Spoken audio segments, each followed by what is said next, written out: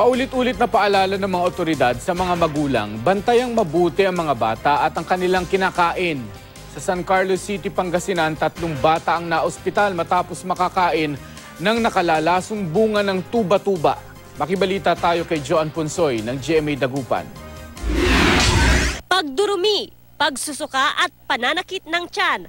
Ilan lang yan sa naramdaman ng 6 na taong gulang na si Martha Pison, 7 taong gulang niyang ate na si Maika at 6 na taong gulang nilang kalarong si Jenica Flores. Kumain daw ang 3 ng bunga ng tuba-tuba o tagumbaw sa salitang Pangasinan na nakuha raw nila sa bakuran ng bahay ni na Jenica sa barangay Rosario, Lingayen, Pangasinan. Yung kasama po namin. Saan yung kinuha yun? Yung sa bahay nila. Sa bahay nila. Bakit kayo kumain nun?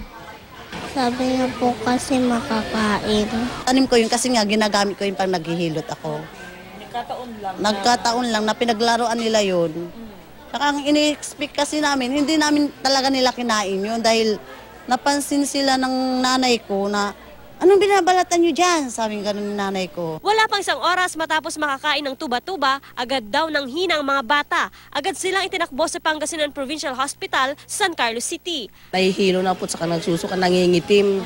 Kaya po yun, tinanong namin, tapos pinaamin namin yun. Mami naman po na kumain. Ayon sa pamunuan ng Pangasinan Provincial Hospital, nalaso ng mga bata dahil sa bunga ng tuba-tuba. Maayos na ang kalagayan ng mga bata sa ngayon. Ngayong araw sila inaasahang makakalabas ng ospital.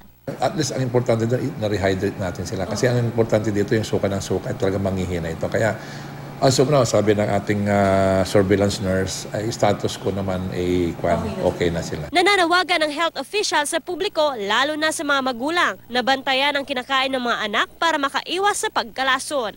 Joan Punsoy, Nagbabalita, Pilipinas.